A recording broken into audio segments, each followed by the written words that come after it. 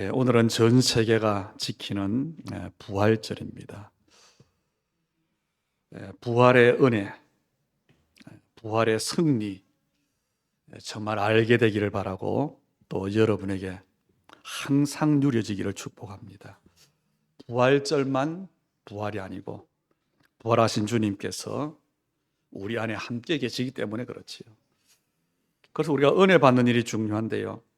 언약의 사람으로 또 우리가 일평생 살아가는 우리 인생 속에서 그래서 우리가 예배 성공하는 일이 중요합니다. 우리가 예배하는 일이 별것 아닌 것 같지만 예배 성공이냐 아니냐 그건 굉장히 시간이 지날수록 여러분의 인생과 삶의 사실적인 증거가 나타나게 되어 있습니다. 예배만 성공한다, 교회만 나오는 게 아니고요, 은혜 속에 내가 항상 있는 일이 중요합니다. 그래서 오늘 여러분이 은혜를 받는데 예배 성공하는 은혜, 예배를 통해 오늘 받는 은혜도 있지만 왜 예배 성공하면 중요하냐? 하나님께서 인도해 가시는 그 말씀의 큰 흐름 속에 우리가 있기 때문에 중요한 겁니다.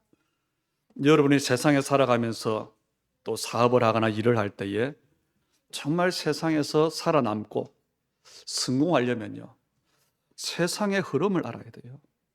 이 시대의 흐름이 뭐냐? 그걸 알아야 여러분이 성공할 수 있습니다.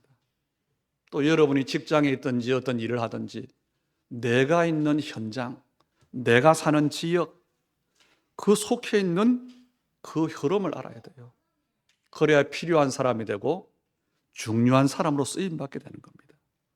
그런데 이 모든 것들보다 중요한 것이 뭐냐면 하나님의 흐름을 아는 겁니다.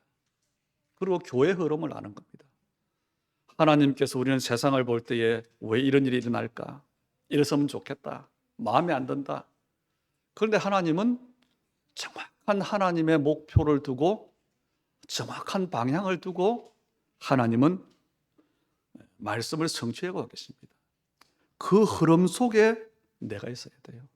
그 흐름 속에 여러분이 있어야 정말로 중요한 쓰임을 받고 진짜 응답을 받게 되는 겁니다.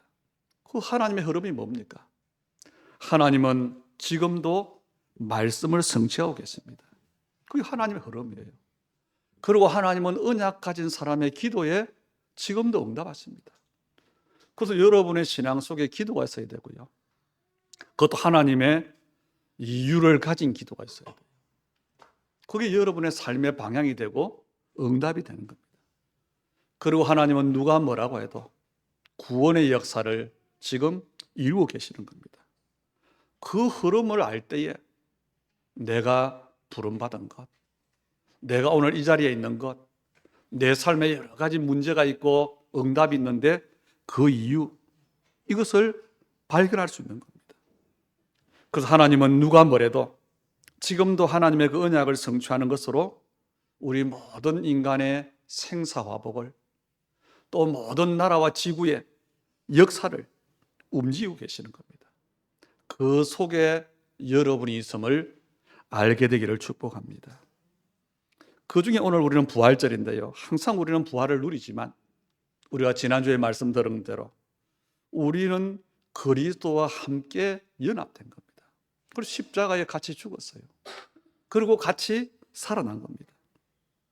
그런데 하나님의 절대 계획인 세계복음화, 거기에 쓰임받는 중요한 관문 중에 하나가 뭐냐? 부활신앙이 있어야 되는 겁니다. 그래서 가룟 유다가 죽고 그 자리를 채울 때에 거기에 제자를 마띠아라는 사람을 세우는데요, 거기에 중요한 조건이 나오지요. 이 사람은 우리와 함께 그리스도의 부활을 본 자라. 오늘 예수님의 부활 사건이 내 사건이다, 여러분이 확인하는, 그리고 누리는 예배자 되기를 축복합니다. 내가 믿어야 되겠다가 아니고요, 하나님 말씀에 로마서 6장 11절에 그랬죠. 여길지어다. 내가 깨닫든지 못 깨닫든지 믿음이 생기든지 안 생기든지 하나님의 하신 일, 하나님의 말씀을 우리는 믿으면 되는 겁니다. 그래서 부활의 그 승리가 정말 나의 승리로, 여러분이 누리기를 축복합니다. 그런데 우리는 부활을 영광으로 생각하고 부활을 찬양하지요. 그런데 부활의 전제 조건, 절대 조건이 있습니다. 그게 뭐냐면 죽음입니다. 죽은 사람이 살아나는 것이 부활입니다. 살아있는 사람이 다시는 살 수가 없지요. 그런데 이 죽음은 우리 인간에게 절대로 피할 수 없는 사건입니다. 그래서 죽음을 두고 우습다, 농담할 사람이 별로 없지요. 우리는 다른 사람의 죽음에 대해서는 여러 가지 말할 수 있습니다. 그 사람이 이랬다 저랬다. 그런데 정말 자기 자신의 죽음, 또 정말로 내가 사랑하는 사람의 죽음, 거기에 대해서는 가볍게 쉽게 말할 수 없을 겁니다. 그런데 이 죽음은 인간에게 가장 심각하고도 중대한, 그리고 가장 확실한 문제입니다. 그래서 많은 종교와 철학과 사상들은 이 죽음의 문제를 미화하려고 하는 그런 경향이 있지요. 그런데 하나님의 말씀인 성경은 절대로 죽음을 미화하지 않습니다. 그래서 성경은 죽음을 아름다운 것이다, 그렇게 말씀하지 않았어요. 왜냐하면 죽음은 파괴적인 겁니다. 죽음은 모든 것을 앗아가는 것입니다. 그래서 성경은 죽음을 원수라 그랬어요. 오늘 부활절 예배를 드리면서 그리스도와 함께 십자가에 못 박힘으로 완전히 죽는 여러분 되기를 바랍니다. 그리고 그리스도와 함께 부활하는 우리 모든 성도님들 되기를 주의 이름으로 축복합니다. 죽음이 얼마나 확실하냐, 또 죽음이 얼마만큼 비극이냐. 히브리서 9장 27절에 보면요, 한 번 죽는 것은 사람에게 정한 것이요 그 후에는 심판이 있으리니. 그래서요, 한 번 정한 것, 모든 사람에게 정해진 거라는 겁니다. 죽음은 피할 수 없는 겁니다. 그리고 죽음은 우리에게 비극입니다. 왜 그럴까요? 얼마만큼 확실하냐? 필연적인 겁니다. 우리 인생에서 분명한 것, 명확한 것이 많지만요, 가장 틀림없는 게 있다면 그건 죽음입니다. 세상에 보면 죄를 지은 사람들이 잡히지 않도록 도망을 다니지요. 그런데 죽음을 피해 도망칠 수 있는 사람은 아무도 없습니다. 우리는 전쟁이 일어나거나 전염병이 발생하면 죽는 사람이 많아졌다고 합니다. 그런데 아닙니다. 죽음이 그 숫자적으로 많아지는 것이 아니고 죽어야 할 사람이 죽는 거예요. 왜냐하면 모든 사람이 어차피 죽어야 되기 때문에. 그런데 전쟁이나 전염병 같은 것은 각 사람이 죽어야 되는 그 시기를 앞당길 뿐입니다. 전쟁이 죽음을 만들어내는 게 아니고 전염병이 죽음을 더 많이 만들어내는 게 아니라는 겁니다. 분명한 한 가지가 뭐냐? 죽음은 필연적이라는 겁니다. 그리고 죽음은 왜 비극입니까? 산자와 죽은 자를 분리시키기 때문에 그렇습니다. 아무리 사랑하는 사람이라 할지라도 죽으면 함께 있을 수가 없어요. 원하든 원치 않든 죽음은 우리를 이별하게 하는 겁니다. 그래서 우리가 죽음을 두려워하기보다는 그 죽음으로 인해서 사랑하는 사람들과 헤어져야 한다고 하는 그것이 더 두려운지 모릅니다. 부모와 자식이, 남편과 아내가, 형제와 자매가 분리되는 것, 그게 죽음입니다. 그래서 모든 것을 헤어지게 하는 거죠. 오늘 성경도 마찬가지입니다. 오늘 요한복음 11장에 보면 오라버니의 죽음 앞에서 슬퍼하고 있는 여동생 두 사람, 마르다와 마리아의 모습을 보여주고 있지요. 이 마르다와 마리아는 오빠가 죽기 전에 예수님이 오셔서 자기 오빠의 병을 낫게 해주실 것이다 기대를 했어요. 그래서 자기 오라버니 나사로가 병들었다는 소식을 예수님께 급히 전달을 했습니다. 그런데 예수님이 속히 오시질 않았어요. 오늘 6절 말씀해 보니까 나사로가 병들었다 함을 들으시고 그 계시던 곳에 이틀을 더 유하시고 그랬어요. 위급하니까 빨리 와서 살려줄 길 바랬는데 그것을 듣고는 이틀이나 더 지체하셨다 그랬어요. 어쩔 수 없는 겁니다. 드디어 예수님이 오셨어요. 그런데 이미 나사로는 죽었습니다. 17절에 보니까 예수께서 와서 보시니 나사로가 무덤에 있은 지 이미 나흘이라. 달리 말하면 주님은 나사로가 죽기를 기다리고 계신 겁니다. 그게 하나님의 계획이 있어요. 죽고 나면 더 이상 소망이 없잖아요. 그래도 죽기 전에는 살아날 수 있겠다. 고칠 받을 수 있겠다. 그런데 죽은 지 나흘이 됐습니다. 더 이상 소망을 가질 수 없는 그 상황에 주님이 나타나셨어요. 그리고는 도무지 사람이 이해할 수 없는, 상상할 수 없는 소망의 말씀을 선포하시는 겁니다. 그 말씀이 오늘 본문입니다.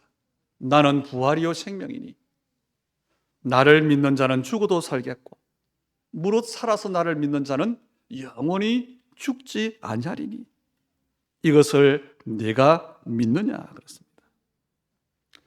예수님은 죽음을 극복하는 길이 있다. 그걸 하나님 우리에게 말하지 않습니다. 진시 황제는 불로초를 구하러 다녔다는데요. 우리 성경이 말하는 것은 불로초나 불사약을 먹어서 생명을 그냥 연장시키는 것, 그걸 말씀한 게 아닙니다. 오직 예수님 자신으로, 예수님을 통해서 부활이 있다고 선포하시는 겁니다. 그래서 우리는 부활의 소망을 가지되 두 가지의 부활의 소망을 가지셔야 돼요. 나는 부활이요 생명이다. 이 예수님의 선언은요, 모든 것의 끝이 아니라는 겁니다. 뭐가요? 죽음이. 우리 사람들은 죽음이 끝이라고 생각합니다. 그런데 죽음이 끝이 아니라는 겁니다. 죽음 이후에 부활, 죽음 이후에 생명이라고 하는 겁니다. 종교나 철학 사상들 중에는요, 영혼 불멸을 주장하는 그런 사상들도 있습니다. 그러나 그 어떤 종교도, 그 어떤 철학도, 어떤 사상도 부활을 선포하지는 않았어요. 예수님은 선포를 하신 겁니다. 우리 복음이, 우리 기독교가 모든 종교와 모든 사상과 비교할 수 없는 그 비밀이 어디냐? 그 특별성이 어디 있냐? 바로 여기 부활에 있습니다.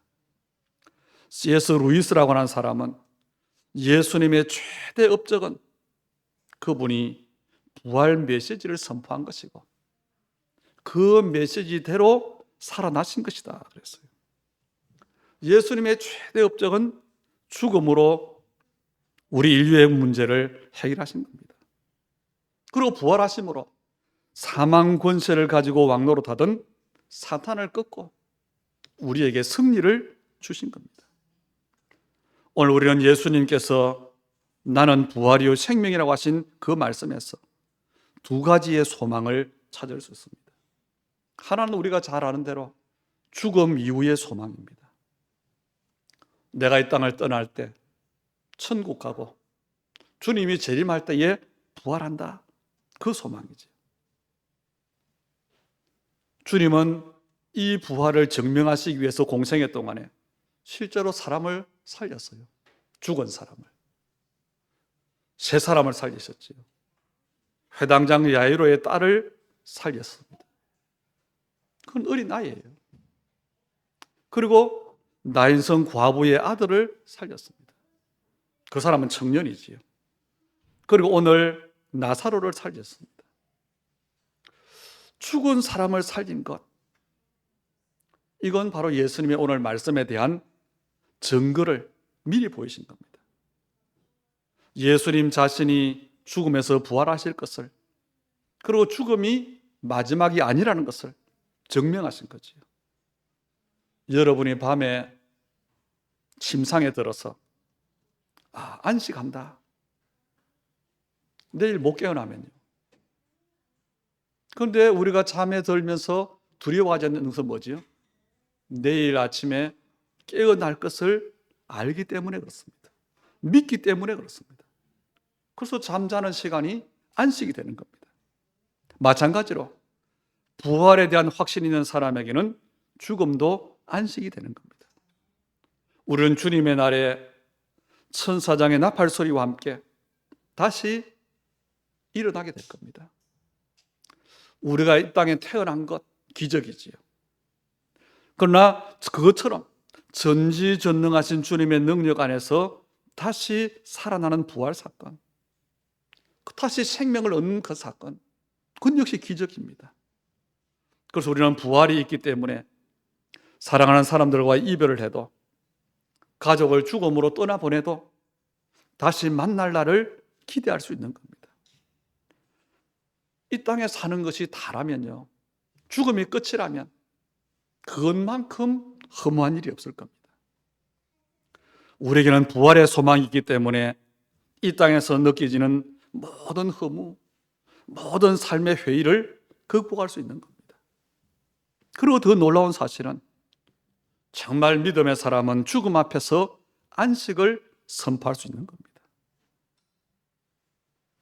제가 지난주에 우리 가족들이 간병인 보험을 좀 들어야 되겠다, 그런 의논을 하더라고요. 저는 들지 마라 그랬어요. 나는 아프면 그냥 죽을 거다. 병원에 오랫동안 있으려는 그런 생각이 없다 그랬어요. 무슨 말입니까? 우리는 부활 신앙을 가질 때 두렵지 않은 겁니다. 두 번째로 우리가 부활 소망을 가지는 것은요, 죽기 전에 이 땅에서 누리는 부활의 소망이기 때문에 그렇습니다. 오늘 요한복음 11장에 보면은 나사로의 죽음도 있지만, 육신적으로 죽지 않았지만 또 한 사람의 죽음이 보여져요. 바로 마르다의 죽음입니다. 마르다가 죽은 것은 아니지요. 이 마르다의 모습을 보면요, 영적인 죽음 또는 정신적인 죽음이라고 할 수 있는 그런 상태입니다. 주님과 대화를 나누면서도 마르다는요, 자기가 사랑했던 오빠의 죽음 앞에서 완전히 자기가 산 것 같지 않은 그런 모습을 오늘 보여주고 있습니다. 사랑하는 가족을 떠나보낸 마르다, 기쁨도 없고 평안도 없습니다. 그리고 슬픔으로 인한 절망이 완전히 장악하고 있습니다. 예수님에 대한 서운함도 있습니다. 내일에 대한 기대도 없습니다. 그런데 이 마르다가요, 믿음의 사람이에요. 마르다가 믿고 있는 믿음, 이 믿음을 한번 보세요. 마르다는 분명히 믿음의 사람입니다. 오늘 믿음의 고백들을 합니다. 그런데 그 믿음이 자기를 변화시키지 못해요. 우리가 예수는 그리스도, 모든 문제 해결자, 그리스도로 끝났다. 그런데 그 고백이 나를 변화시키지 못한다는 겁니다. 오늘 마르다의 말을 한번 들어보세요. 21절에 마르다가 예수께 여쭈오되, 주께서 여기 계셨더라면 내 오라버니가 죽지 아니하였겠나이다. 주님께서 조금만 나흘만 일찍 왔다면 죽지 않았을 거라는 겁니다. 어떤 면에서는 원망이요, 어떤 면에서는 혼잣말입니다. 그런데 22절에 보니까 뭐라고 하지요? 그러나 나는 이제라도 주께서 무엇이든지 하나님께 구하는 것을 하나님이 주실 줄을 아나이다 그랬어요. 하나님의 전능하심도 믿는 사람입니다. 그리고 23절에 보세요. 예수님이 마르다에게 뭐라고 하지요? 마르다의 믿음 고백에 대해서 말합니다. 예수께서 이르시되 내 오라비가 다시 살아나리라. 예수님이 살아난다고 했어요. 그 앞 22절에 보니까 예수님이 하나님께 구하는 것, 하나님이 주실 줄 믿는다고 해놓고는 정작 내 오라비가 살아나리라 그러니까 뭐합니까? 다른 말을 해요. 24절에 마르다가 이르되 마지막 날 부활 때에는 다시 살아날 줄을 내가 아나이다. 22절에 이제라도 주께서 원하시면 하실 수 있다고 말해놓고는요, 그리고 실제로 믿는 믿음은 뭐지요? 마지막 날의 부활을 믿는다는 겁니다. 다시 말해서 마르다는 지금 무엇이든지 하실 수 있다고 고백을 해놓고 주님의 능력은 믿지 못하고 있는 겁니다. 요한복음 4장에 보면 비슷한 고민을 했던 여자가 있지요. 사마리아 여인입니다. 이 사람도 믿음이 있어요. 메시아 오실 것을 믿고 있었고 메시아를 기다리고 있었어요. 그리고 예수님과의 대화 속에서 예수님 말씀하시잖아요. 우리가 어디 예배하면 됩니까? 그 예배에 대한 대화를 해요. 그때 예수님이 하신 말씀이 뭐지요? 아버지께 참되게 예배하는 자는 영과 진리로 예배할 때가 오나니 곧 이때라. 아버지께서는 자기에게 이렇게 예배하는 자를 찾으시느니라. 예수님의 메시지는요, 참되게 성령과 진리 안에서 하나님을 찾는 사람, 하나님께 예배하는 사람, 메시아를 만날 수 있다는 겁니다. 그런데 이 사마리아 여자는 언젠가 오실 메시아는 내가 믿지만 지금 나와 함께 계시는, 지금 나를 인도하시는, 지금 나를 변화시키는 그 주님은 믿지 못하는 겁니다. 오늘 마르다의 고백이 그 고백이에요. 우리가 세계복음화는 하나님의 뜻인 줄 믿습니다. 그런데 지금은 아닙니다. 나는 아닙니다. 똑같은 겁니다. 마지막 날의 부활을 믿습니다. 그랬어요. 여러분, 말씀에 근거한 믿음이요, 하나님을 믿는 믿음이지만요, 이것은 참된 믿음이 아닙니다. 우리가 늘 고백하잖아요. 사도신경으로 오늘도 고백했지요.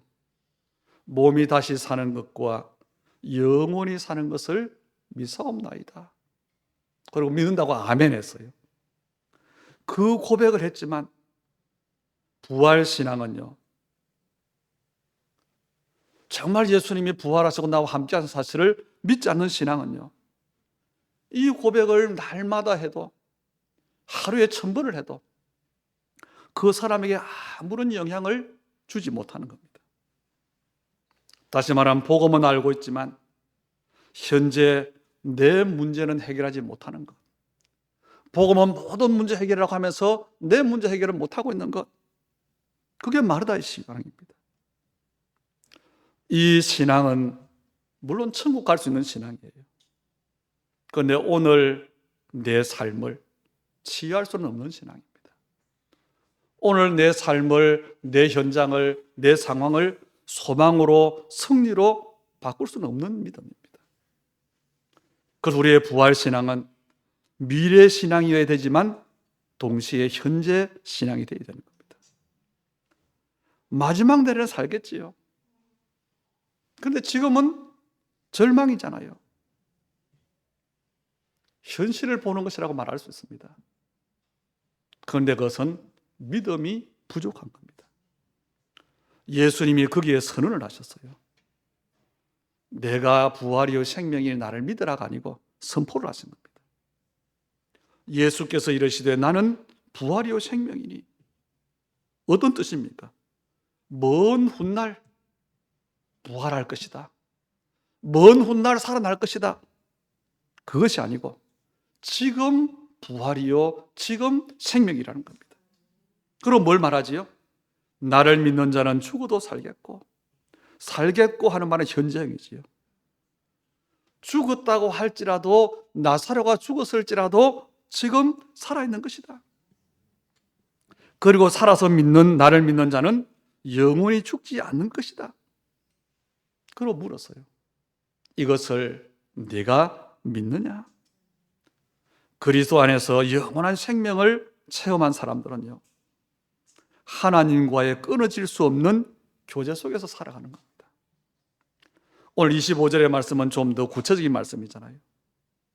내 안에 거하시는 하나님께서 내게 주신 그 영원한 생명이, 그 생명으로 내 삶을 다스리심으로 오늘의 절망, 슬픔, 불신앙 모든 것을 이기는 승리의 삶을 살게 하신다는 겁니다.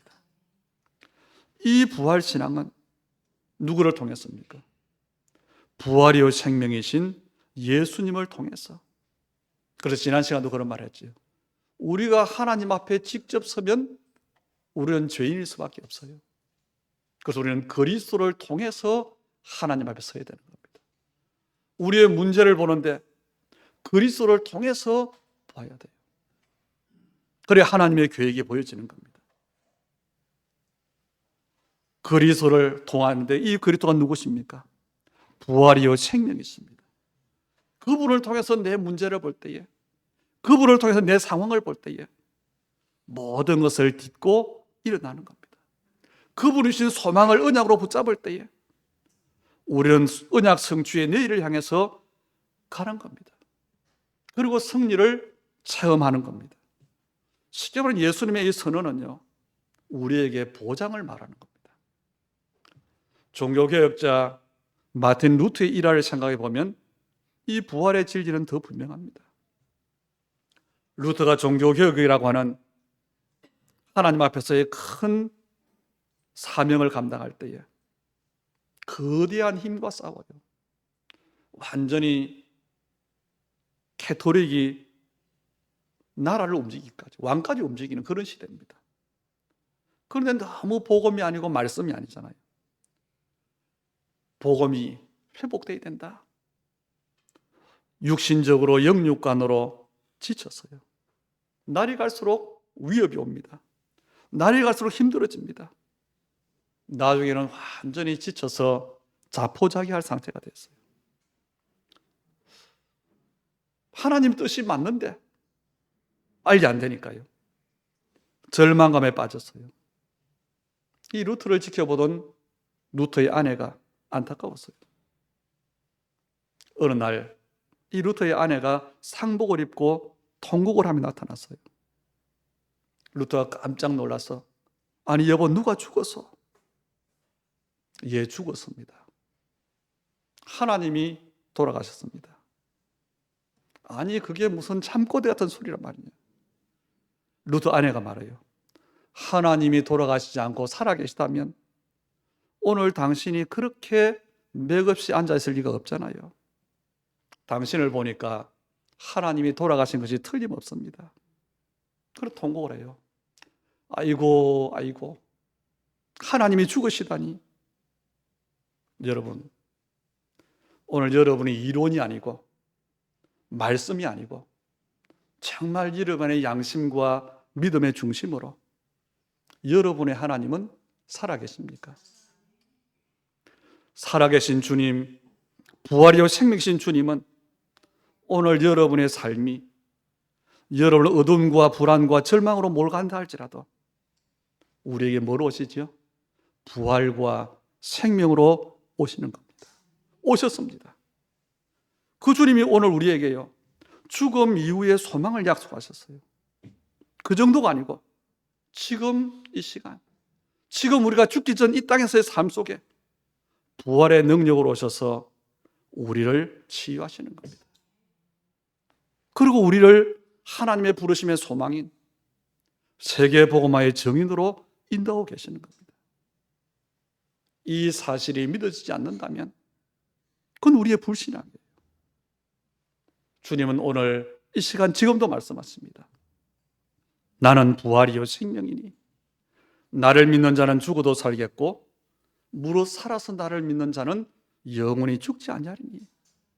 이건 주님의 말씀이에요. 선언입니다. 그 다음이 중요하지. 이것을 네가 믿느냐는 겁니다. 세상이 혼란스럽고 언약의 사람 우리가 믿음으로 살려고 하니까 힘들고 빨리 응답이 오지 않고, 그럼에도 우리는 살아계신 주님을 신뢰해야 됩니다. 우리가 교리적으로 주님을 알고 교리적으로 주님을 말하고 교리적으로 부활을 말하고 할 수 있어요. 오늘 마르다처럼 마지막 날의 부활, 그것도 믿어야 됩니다. 천국도 믿어야 됩니다. 그런데 지금 부활과 생명의 주님께서 나를 자유하게 하시고 나를 새롭게 하시고 나를 하나님의 사람으로 바꾸시는, 나를 세계복음화의 증인으로 인도해 가시는 그 주님을 믿으시냐는 겁니다. 우리가 세상을 보면 그렇잖아요. 우리가 경험하는 것이 뭐지요? 온갖 불법들이, 온갖 불의들이, 도무지 이해할 수 없는 우리 인생의 문제들이, 세상의 혼돈과 허무들이 우리를 휩쓸잖아요.